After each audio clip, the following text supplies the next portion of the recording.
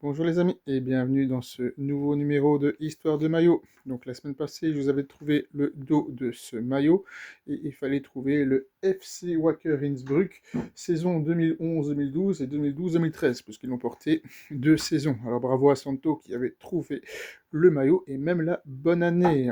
Alors c'est mon premier maillot autrichien et j'aimais bien le fait que le logo soit pas forcément au niveau du cœur mais floqué sur le maillot si vous voulez. Donc voilà. Donc au niveau de l'historique, le club a été fondé en 2002, palmarès 3 titres de D2 autrichienne. Alors avec ce maillot en 2011-2012, le club termine 7ème de première division autrichienne. En Coupe d'Autriche, premier tour, victoire 0-4 contre le SC Hellas Kagrand. Deuxième tour, une victoire 0-3 contre le SC Margaretten. Et troisième tour, une défaite 0-1 contre le SV Grudik. Pour la saison 2012-2013, le club termine 8ème de D1 autrichienne.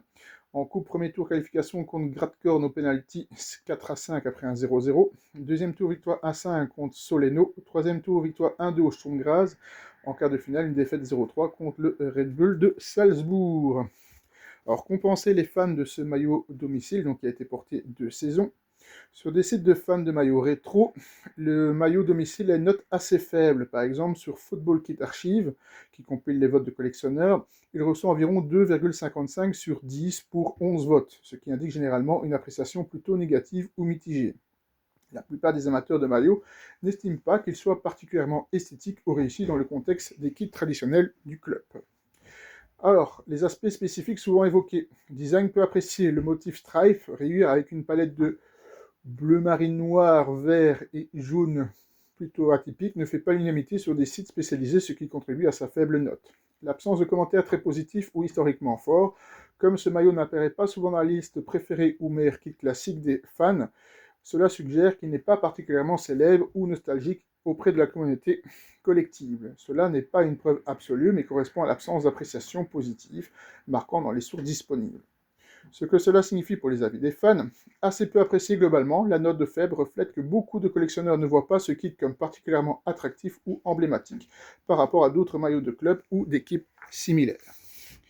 Humilité ou manque de popularité, contrairement à des maillots plus classiques ou réussis, celui-ci semble plutôt considéré comme un moyen ou même oublié parmi les supporters et collectionneurs. Alors on va s'intéresser maintenant à 10 matchs considérés comme parmi les plus mythiques, avec des victoires ou des défaites du FC Wacker Innsbruck, et donc de son héritier immédiat après 2002, et de ce qu'on peut qualifier d'événements marquants dans son histoire. Alors, le club tel qu'on le connaît aujourd'hui a été fondé en juin 2002 à la suite de la faillite du FC Tirol Innsbruck, champion d'Autriche 2001-2002. Il ne prend pas juridiquement le palmarès antérieur, mais en est l'héritier spirituel. Promotion en Bundesliga dès 2003-2004. Match décisif de la saison 2003-2004 en Erstliga. Le Wacker termine premier et décroche la montée en top division juste 2 saisons après sa création. Un moment fondateur, même si ce n'est pas encore un score unique individuel, c'est l'aboutissement d'une saison exceptionnelle. Première victoire en Bundesliga 2004-2005. Wacker Innsbruck, Grazer AK, début de la Bundesliga saison 2004-2005. Victoire historique lors du premier match au plus haut niveau après l'ascension fulgurante du club. Finale dramatique pour le maintien le 26 mai 2013. Wacker Innsbruck, Wolfsberger AC 3-2. Dans les dernières minutes, Wacker renverse un 0-2 pour s'assurer de rester en Bundesliga malgré une saison très difficile. Un des matchs les plus mythiques de l'ère moderne. Battu lourdement par Salzbourg, une des plus lourdes défaites. Le Red Bull 8, Wacker Innsbruck 0. Une des défaites les plus marquantes et punitives du Wacker en Bundesliga contre le géant du championnat. Dernier match de la saison 2009-2010 et promotion en Bundesliga. Les Red Bull Juniors contre les Wacker Innsbruck 0-2. Une victoire décisive à l'extérieur qui scelle le retour en Bundesliga après une saison de 2 Ligas très réussie. Saison 2011-2012, combat pour l'Europe. Match clé en Bundesliga. Même si aucun score exact n'est célèbre, cette saison est souvent vue par les supporters comme l'une des plus accomplies d'Innsbruck dans l'élite moderne en se battant pour des places européennes. Derby ou grande victoire en première division. Tirol Innsbruck admira Wacker 2-1. Avant la création du Wacker 2002, la victoire du précurseur, le FC Tirol Innsbruck, contre l'Admira reste un grand souvenir pour les supporters tyroliens de ce début de siècle. Match aller historique en Bundesliga 2004-2005 contre la première opposition de haut niveau. Wacker Innsbruck contre le Rapid Vienne LASK, match de Bundesliga 2004-2005. Divers matchs de ce retour en Bundesliga ont marqué les supporters, notamment contre les habitués du haut de tableau. Match marquant en coupe ou promotion de barrage. Coupe nationale, en saison intermédiaire. Parmi les performances notables, certaines victoires en coupe contre des équipes supérieures ou des parcours contre attendu, reste mémorable, même si les scores ne sont pas documentés précisément dans des sources accessibles. Dernier grand match avant la descente sportive et la perte de licence, la saison 2013-2014 et 2018-2019, match clé où Wacker a failli se maintenir ou a été relégué. Certains matchs, bien que des défaites, sont devenus symboliques des luttes du club et de sa résilience avant la chute administrative. Contexte important, le club moderne a connu plusieurs montées et descentes en Bundesliga, deuxième Liga et division inférieure depuis sa formation en 2002. La remontée dramatique face à Wolfsberger AC en 2013 est probablement le match le plus cité par les supporters des années 2000-2010. On va s'intéresser maintenant à 10 anecdotes sur le FC Wacker, qui illustrent bien l'identité atypique du club entre héritage, résilience et culture du supporter. Un club né champion d'Autriche. Le FC Wacker Innsbruck est fondé en 2002, juste après la faillite du FC Tirol Innsbruck, qui venait pourtant d'être champion d'Autriche pour la 3e fois consécutive. Rare cas d'un club successeur repartant de zéro après un titre national.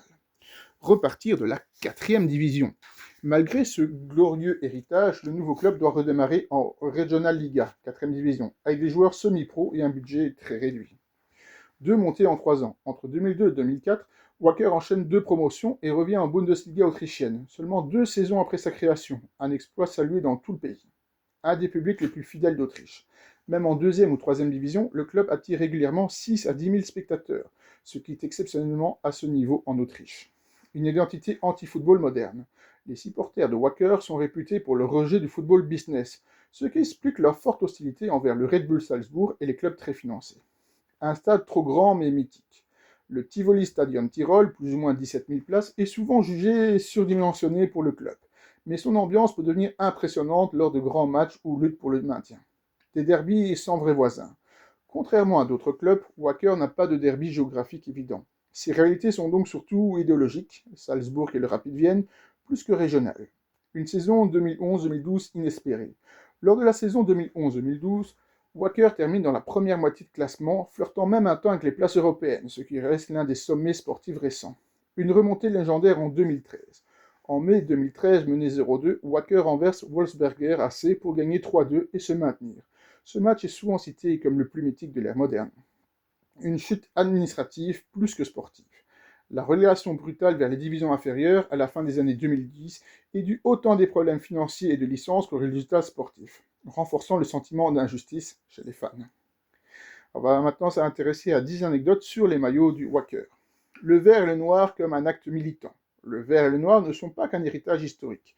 Après 2002, les supporters insistent fortement pour conserver ces couleurs, vues comme un symbole de continuité malgré la faillite du FC Tirol. Refus de certaines propositions trop modernes. À plusieurs reprises, des designs jugés trop commerciaux ou très éloignés de l'identité tyrolienne ont été mal accueillis par les fans, parfois au point de forcer le club à revenir à des modèles plus sobres de la saison suivante. Des maillots identiques sur 2 saisons, comme celui-ci. Certaines saisons, comme 2011-2012 et 2012-2013, le club a réutilisé exactement le même maillot domicile, principalement pour réduire les coûts, un choix assumé et compris par les supporters. Sponsors plus petits, mais locaux. Contrairement à beaucoup de clubs, Wacker a souvent privilégié des sponsors régionaux, parfois peu connus hors du Tyrol, ce qui rend certains maillots très rares aujourd'hui. Vous voyez bien le sponsor ici, Tiroler Wasserkraft, peut-être une bière, je ne sais pas. Des maillots cultes malgré de mauvaises saisons. Certains maillots sont devenus cultes, non pas grâce aux résultats, mais parce qu'ils ont été portés lors de matchs dramatiques, maintien arraché, descente cruelle, renforçant leur valeur émotionnelle. Version sans sponsor en tribune. Il est courant de voir dans le stade des versions sans sponsor, portées par les ultras, considérés comme les plus purs et fidèles à l'esprit du club. Une forte cote chez les collectionneurs alternatifs. Les maillots du Wacker sont peu populaires au grand public, mais très recherchés par les collectionneurs de clubs anti-système en Europe. Changement fréquent d'équipementier. Depuis 2002, le club a connu plusieurs équipementiers, parfois pour seulement 1 ou 2 saisons, ce qui explique la grande variété de styles et la difficulté à établir une continuité visuelle. Maillots portés jusqu'à l'usure. Dans certaines saisons à petit budget, les joueurs ont porté les mêmes tenues bien plus longtemps que la norme, parfois avec de légères différences visibles, teintes et flocages. Le maillot comme symbole de résistance. Pour beaucoup de fans, porter le maillot de Wacker n'est pas un geste de mode, mais un acte identitaire. Il représente un club qui tombe, se relève, refuse les raccourcis financiers et reste fidèle à ses racines. Alors, on va s'intéresser maintenant à 10 anecdotes sur le fameux logo que vous pouvez voir ici. Alors, un logo nouveau mais volontairement ancien. Lors de la fondation en 2002, le club adopte un logo nouvellement dessiné, mais inspiré des anciens blasons du Wacker historique, afin de montrer une continuité malgré la rupture juridique. Le nom Wacker est un choix militant. Le mot Wacker, qui signifie brave ou vaillant en allemand, est conservé sciemment dans le logo pour rappeler les racines populaires du club et se distinguer des noms commerciaux. Le vert et le noir, non négociables. Contrairement à d'autres éléments, les couleurs vert et noir du logo n'ont jamais été sérieusement remises en cause depuis 2002, sous la pression des supporters. Une forme simple pour éviter le marketing excessif. Le blason adopte une forme volontairement sobre, sans effet 3D ou modernisation agressive, en réaction à la montée du branding à l'américaine dans le football européen. Le chiffre 2002 n'est pas mis en avant. Même si le club est né en 2002, cette date n'apparaît pas de façon centrale sur le logo afin de laisser croire à une histoire plus longue et d'inspirer sur l'héritage plutôt que de la rupture. Pas de refonte majeure malgré les crises. Malgré des descentes, faillites partielles et problèmes de licence, le logo n'a jamais été radicalement refondu, ce qui est rare pour un club ayant connu autant d'instabilité. Le logo est parfois préféré sans sponsor. Beaucoup de supporters apprécient particulièrement les maillots et écharpes où le logo apparaît seul, sans sponsor au-dessus ou en dessous, renforçant son aspect authentique.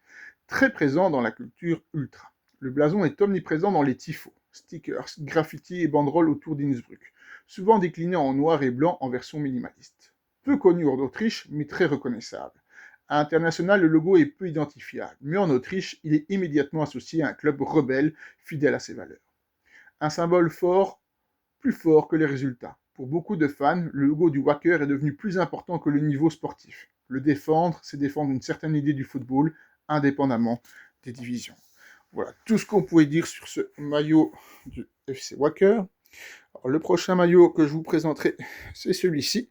Il y a un petit indice tout en haut. Voilà, j'espère que vous avez appris plein de choses sur ce maillot d'Innsbruck et je vous dis à la semaine prochaine pour de nouvelles histoires de maillots.